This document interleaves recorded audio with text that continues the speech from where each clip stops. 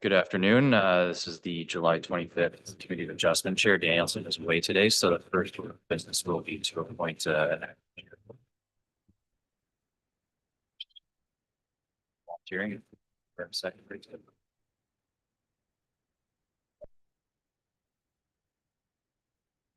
I will second. Moved by John Rogers, second by Christine Sharp. Be it resolved, the Committee of Adjustment hereby appoints Sabrina Richards as the acting committee chair for July 25th, 2025. All in favor? It's carried.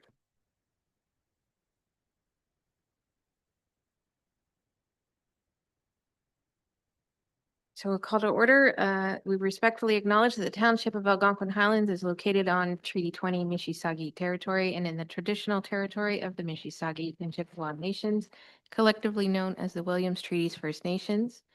We also acknowledge a historical shared presence of other Indigenous nations throughout the area. We recognize these original inhabitants as the stewards of its lands and waters since time immemorial. The following meeting is a meeting of the Committee of Adjustment where we review applications for variances to our comprehensive zoning bylaw. We have Member Rogers, public member, Christine Sharp, public member, our Chief Building Officer, Greg Moore, and our planner, Sean O'Callahan. Can I have a mover and a seconder to approve the agenda today? There we go. Moved by John Rogers, seconded by Christine Sharp. Be it resolved, the Committee of Adjustment hereby approves as circulated the meeting agenda of July 25th, 2025. All in favor? And can I have a mover and a seconder to approve the previous meeting minutes?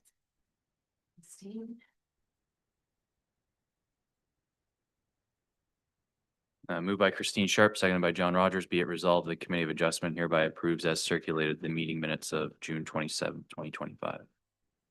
All in favor? Is there any disclosure of pecuniary interest or general nature thereof? Hearing none, we'll move on to new business and then application for. This property is located at 1147 Cog Bay Drive. The lands are zoned shoreline residential 2 and designated waterfront under the official plan. The lands are approximately 0.52 acres in area with 36.5 meters of frontage on Quagma Lake. Surrounding uses are generally shoreline residential, and the lands are currently developed with a dwelling, 3 sheds, and a dock. The applicants are proposing to demolish the existing 576 square foot dwelling, construct a new 1,144 square foot dwelling in the same general footprint. The existing dwelling is currently set back 20 meters from the high water mark, and the closest point of the proposed dwelling will be 20.65 meters. Existing site infrastructure, including accessory structures along with an irregular shoreline and topographical constraints, do restrict the available building location for the proposed dwelling that would comply with the zoning bylaw requirements. The applicant is therefore requesting the following variance, and that's from section 4.14.95 of the zoning bylaw to increase the maximum gross floor area permitted from 60% to 98.6% for the purpose of constructing a 1,144 square foot dwelling. Notice of the application was posted on the property, posted on the township website, and circulated to property owners within 60 meters of the subject lands, as well as to the County of Haliburton and to the Quagga Lake Property Owners Association. No objections have been received. Staff are recommending approval of the proposed minor variance with the following conditions. One, confirmation be provided from an Ontario land surveyor that the proposed dwelling is not located closer than 20.65 meters from the high water mark prior to any clearing or site alteration or the issuance of a building permit. 2, the shipping container being removed from the subject lands upon final occupancy being received for the proposed dwelling.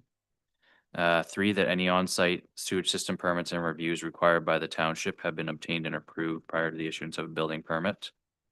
And 4, that appropriate construction mitigation measures be implemented, including the erection and maintenance of silt fencing between the proposed building and the shoreline. Are there any questions from the committee for Sean? Roger? it's more just a confirmation that I'd sent an email to Sean. I just wanted to confirm that the existing cottage is a legal non-conforming use, and that's why we don't have to worry about the setback from the property. And as I looked at it, at the drawing, I just wanted to make sure too, visually, it looks like one corner of the existing dwelling is it's closer to the shoreline than any of the new structures. Then that's why it's required. Yeah. Yeah, that is correct. yes. Okay, thank you. Any further questions from the committee? We have anyone wishing to speak to the application? Okay, we have the resolution. Yep. Resolution for approval, so we just need a mover and a seconder.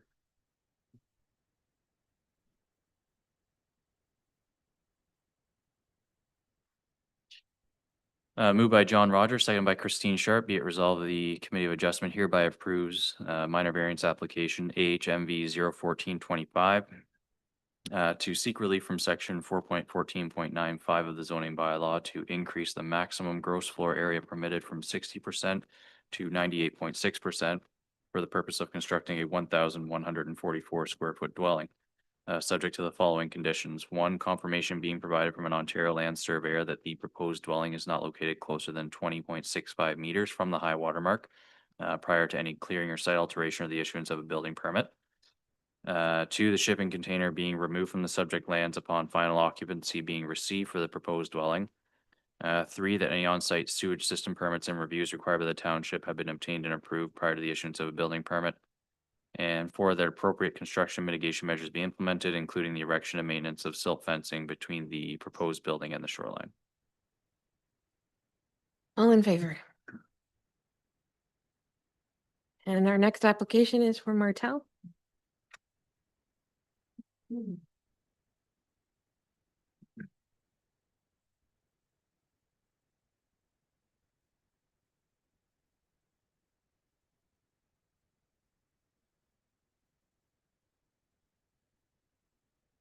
Thank you. This property is located at 4011 Quagma Lake Road. The lands are zoned shoreline residential 1 and environmental protection and designated waterfront in the official plan. The lands are approximately 2.96 acres in area with 315 meters of frontage on Quagma Lake. Surrounding uses are generally shoreline residential, and the lands are currently developed with a dwelling, detached garage, and a dock. The owner is proposing to construct a 2,512 square foot detached garage. The proposed garage will be 23.55 meters from the high water mark. The existing lot contains topographical constraints, as well as being on a narrow point of land with water on both sides. And existing site infrastructure, including the driveway, do limit the available building location for a proposed detached garage that would comply with the zoning bylaw requirements. The applicant is therefore requesting the following variance, and that's from section 4.2.8 of the zoning bylaw to reduce the minimum setback from the high water mark from 30 meters to 23.55 meters for a 2,512 square foot one-story detached garage.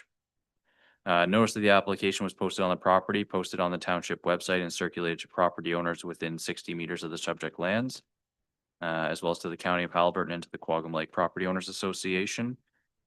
Staff are recommending approval of the proposed minor variance with the following conditions. One, confirmation be provided from an Ontario land surveyor that the proposed detached garage is not located closer than 23.55 meters from the east shore high water mark and 27.94 meters from the west shore high water mark prior to any clearing, site alteration, or the issuance of a building permit.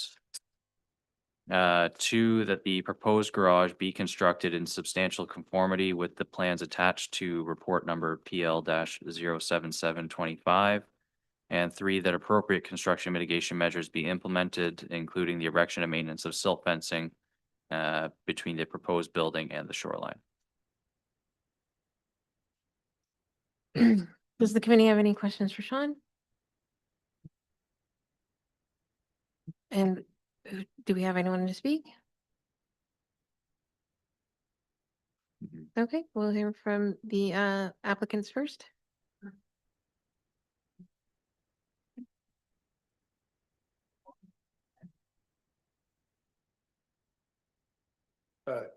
Good afternoon. I'm a little unorganized because we don't have any internet or power at my cottage, so. I just assumed it was the same council, but I have the two ladies here that are not privy to the last meeting. No, yeah, Yeah. oh, okay, okay, I apologize, somebody else was at the, maybe I was looking more focused forward. So, although it is 1,200 plus square feet, the garage is really 1,243 square feet plus a carport and an overhang at the back. We're like Sean said, we're 23 meters from the high water mark, and we really only have a couple of pillars that would go into sort of a sonotube for support in the beyond the 30 meters area. It's tucked in behind trees, large trees. We cannot build in behind, which I think you alluded to in the past. It's single story.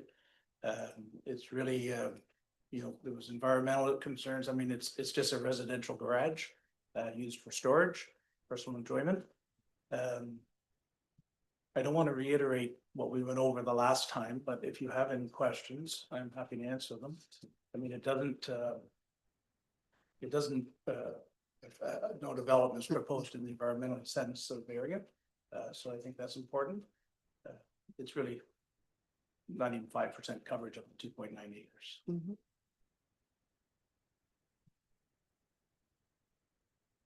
Are there any questions from the committee? Member Roger?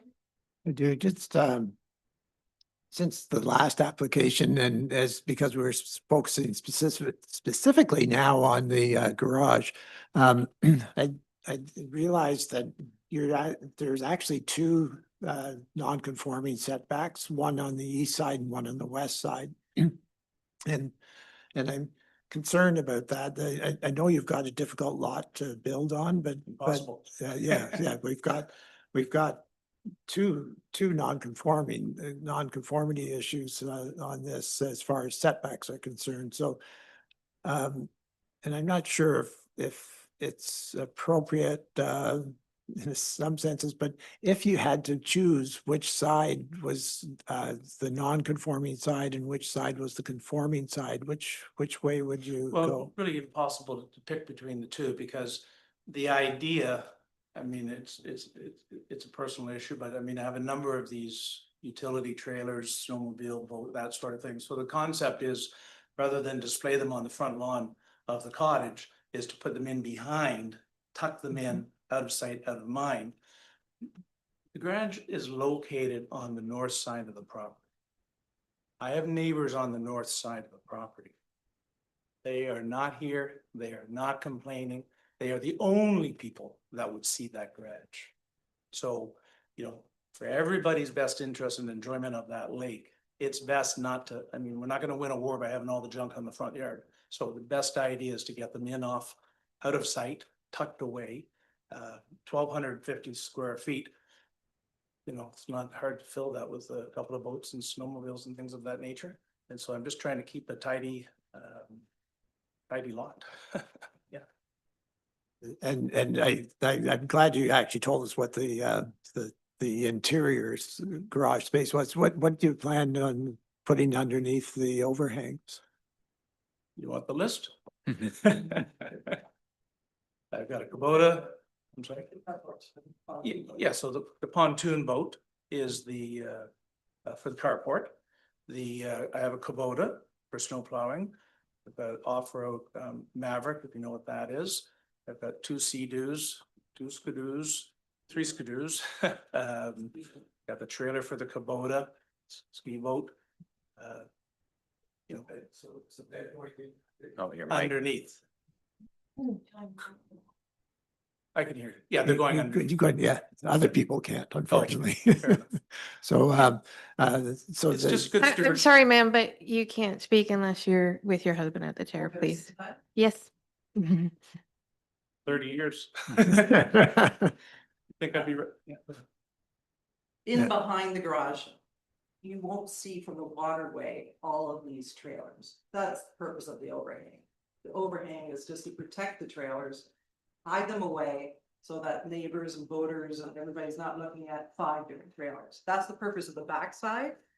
The carport is solely because it's higher and a pontoon boat needs height to go in and be protected. It wouldn't fit in the garage. So the garage space is 1,253 square feet plus a carport, and then in behind is what we call trailer storage. So it's not 2,500 square feet internally, like in the interior. I just want to make sure it's okay. Yeah, good. That's all I needed to No, know. that's Was just the good. concept. Yeah. You also see in that site plan that you would have all had or received, it's tucked in behind the trees. It's hidden. It's very treed and again, the only person that would really have a concern that I've addressed and shared with is my neighbor on the north side. It's invisible to everybody else.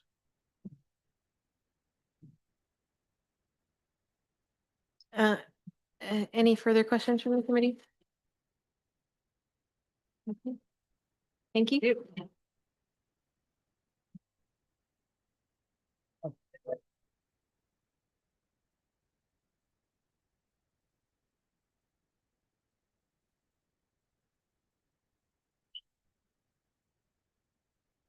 Folks. Actually, I brought some images just for reference and photos that I can distribute. Kind of the side of the I had emailed Sean, so I don't know if they can be displayed for people online. Unfortunately not, but they were circulated to the committee members.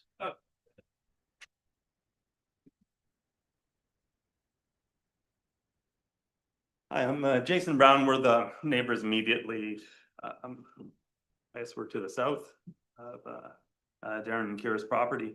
One thing, Sean, the dimensions for the garage, the latest drawing I got show it at 2541 square feet. And I think in your kind of opening remarks, you said 2512. So I just want to make sure I'm looking at the correct, most up-to-date plan. I think the old one was 2512, and then there was a slight increase on this new redesign. But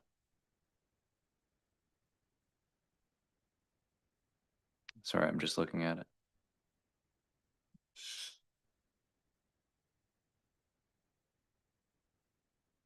I have a copy here just to, or maybe Darren can confirm that it's the correct square footage or correct design.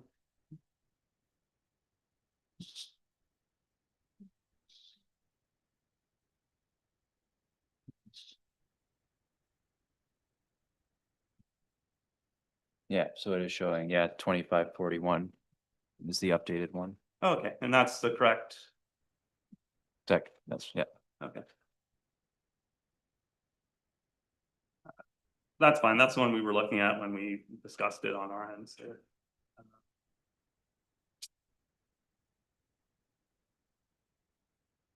Okay, so to begin, I guess a couple weeks ago, we noticed a new sign indicating separate variance application had been filed for our neighbor's proposed garage. After the last meeting, we had hoped to hear from Darren and Kira, consider alternate options for the proposed garage, dock, and boathouse. So far, we haven't really heard from them, and they have declined an invitation to discuss it. With that in mind, we were a bit surprised to see the revised garage plans that Sean forwarded. We feel like it's an improvement over the previous proposal. The enclosed walled portion of the garage has been greatly reduced. That reduction should help limit potential future usages, which were a concern, while hopefully still providing adequate storage for our neighbors' toys. Much more of the building is open, which should help reduce its visual impact. Acknowledging that these things are subjective, it does seem like a very nice design. That said, the building being proposed, which is over 2,500 square feet, is still very large, extends significantly into the shoreline setbacks. And after discussing the revised plans as a group, we do have some questions and concerns. So I guess in the justification report, they mentioned that, quote, the reduction in setback to a portion of a detached garage will maintain a vegetative buffer on the majority of the shoreline frontage. So the images that I've distributed, so there's figure 1.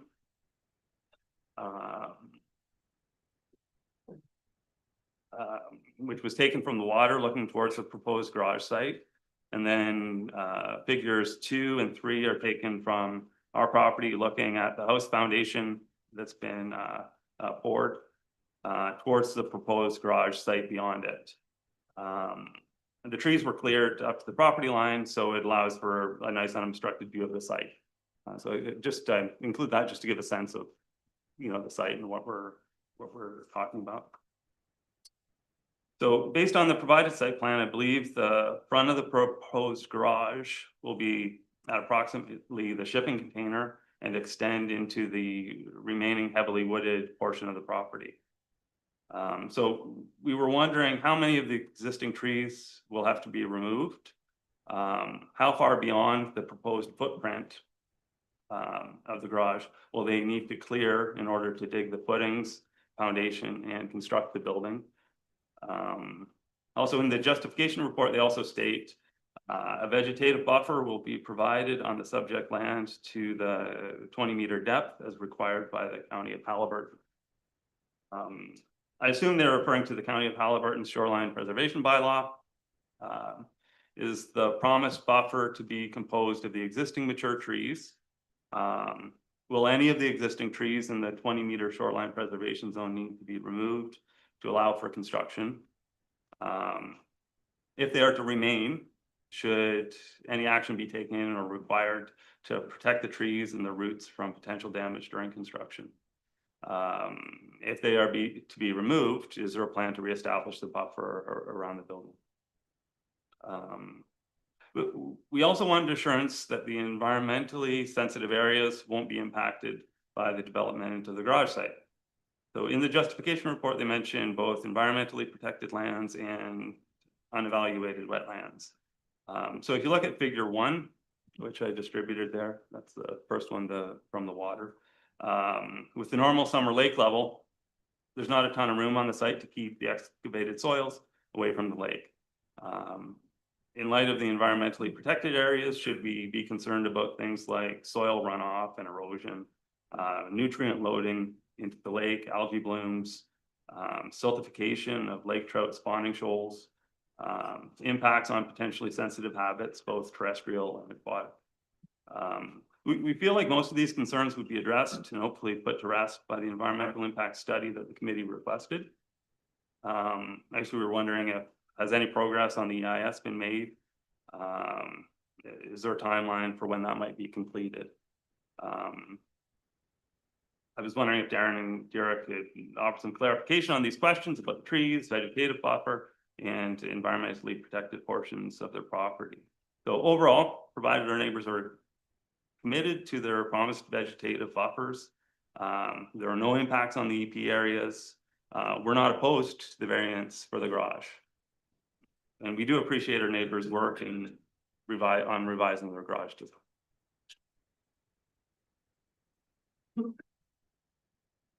Thank you. Do we have any questions from the committee?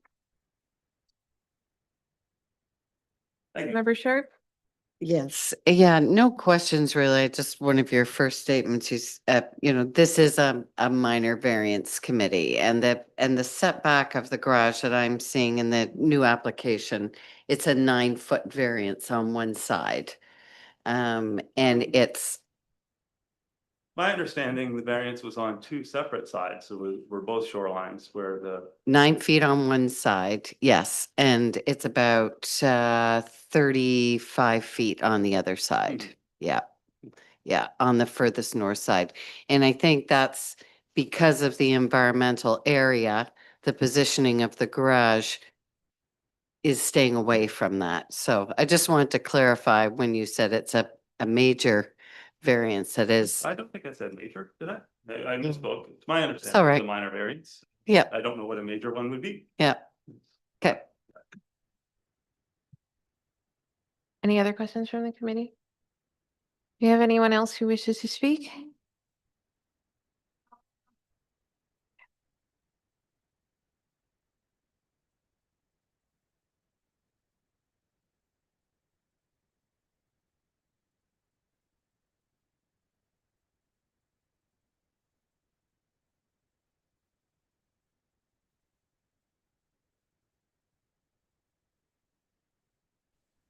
Hi, good afternoon. Am I able to say something also? Yes, go ahead. Thank you. So apologies, I couldn't be there in person. I'm here at the Department of Family Medicine today, so apologies for that. My husband's there in person and he's really spoken for both of us. I submitted a short letter prior to the meeting and I just want to make sure that that was also received and circulated. Yes, it was. It was received by all committee members. Okay. Thank you for that. And Jason spoke for both of us. I'm not really going to add much there. Our concerns, we recognize that it's not on the environmentally protected areas necessarily per se. Part of the concern is the concern with construction. And as you can see with the current site, there's a lot of soil, as happens with construction projects. They always get worse before they get better. That's expected. But with storms and wind and things happening, we're a bit concerned about what impacts that may have on the surrounding area, given the degree to which the site is being altered. Are there any questions from the committee? No, just maybe a clarification, Sean, that we do require silt fencing around construction sites to prevent runoff into the water system, and that applies to this as well, right? Yes, so for the house that's under construction right now, it complies with the zoning bylaws, so we have no control other than Ontario Building Code. So silt fencing is not a requirement of the township in that case. In this particular case, where a structure is going to be closer to a high water mark, we do have the ability to add conditions, and one of our standard conditions is the silt fencing, just for that reason. So. Thank you. Okay, thank you. That's reassuring. And I guess my other question is also just about the vegetation. There has been a significant amount of vegetation cleared so far. And just in the preservation of the broader nature of the lake, I'm wondering what will be able to be preserved. And if trees do have to be removed, what they'll be replaced with. Vegetation is kind of a broad word. Will they be replaced with similar types of trees that will reach similar maturity, et cetera? Thank you. Are there any further questions from the committee? Do we have anyone else who wishes to speak for the application?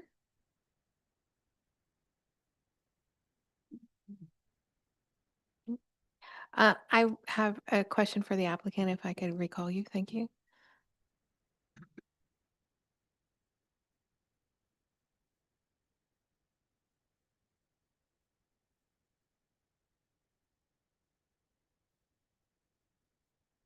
You've heard some of the comments from the public. We have addressed the silt fencing. One of the questions is about the renaturalization of the property after the fact and whether or not you have to remove extensive vegetation in order to construct. Could you please speak to that? Sure. I'll speak to the EP first. So if you look at the original survey and my new survey, some of that EP was sold off to the neighbor to the north, so that doesn't really, it's not even mine anymore, but they wouldn't know about that. Right now I've got a 45 by 65 foot hole with sand and none of it's moving. It's sitting tight. So the silt fence is a no-brainer. We'll put the garage in. We're only doing a slab. We're not doing a foundation or basement in that. So there will be 1/10 of the sand moved to accommodate that slab. So there will be trees so if you're looking at the front of the garage, you would look north. So there's extensive trees on the east, extensive trees on the north and the west. We're building a very expensive home, so it's not going to look poor by any means at the end of the day. If we need to remove all the trees that the neighbor to the south mentioned, I mean, they don't bring your photos, but half of them were down because of that storm last year. They were rotted.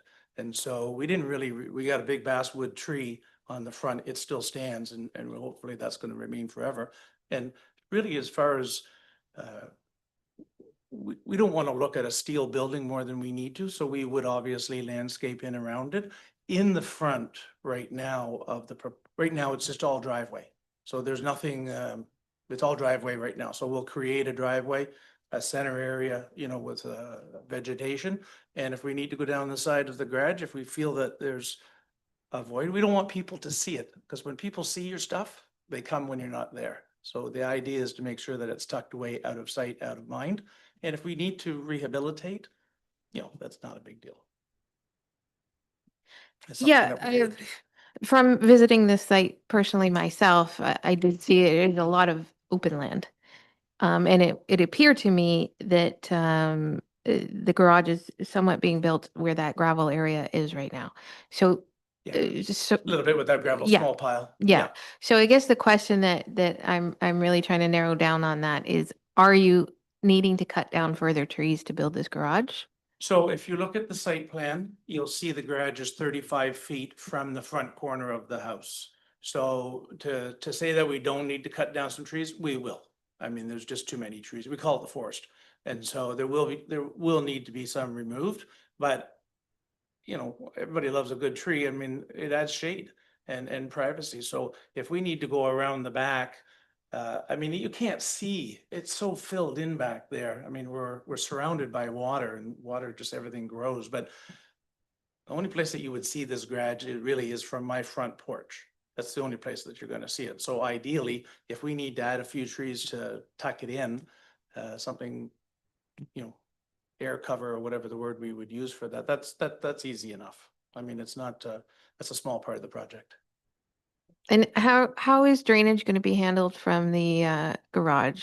Do you Yeah. have eaves troughs? Do you have a plan for drainage Yep, yeah. in that area? I call it a French drain. I'm not sure if that's the right word or not, but they'll come off the front, they'll come off the back. In the last houses that I've built, I put 4 French drains, 2 in the front, 2 in the back, and basically the eave troughs go down into a small area where there's gravel and dissipates. Are there any other questions from members of the committee? Do we have a resolution?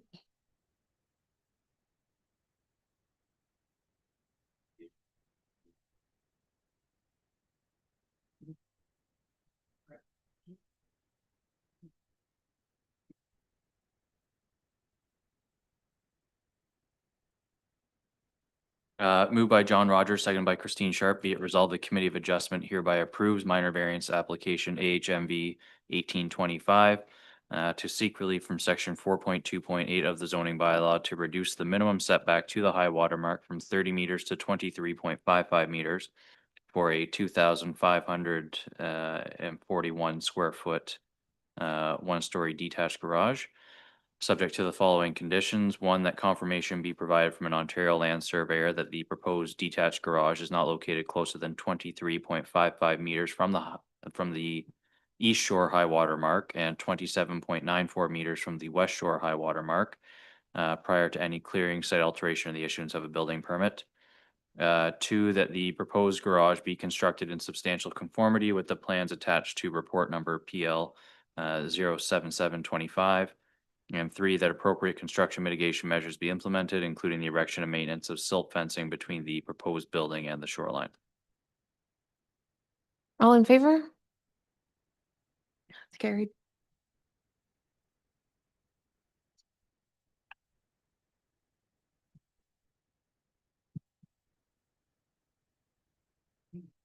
Thank you. Remember, there is a 20-day appeal Yeah. process before any construction can begin. We won't be doing anything. Wow. Money's focused on that. When we get it? Prior to the last application. Oh. So our next meeting is scheduled for August 29th. Yes. Are there any conflicts? No. Can I have a motion to adjourn?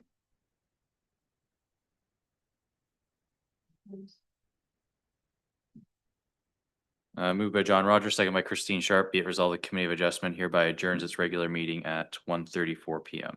All in favor?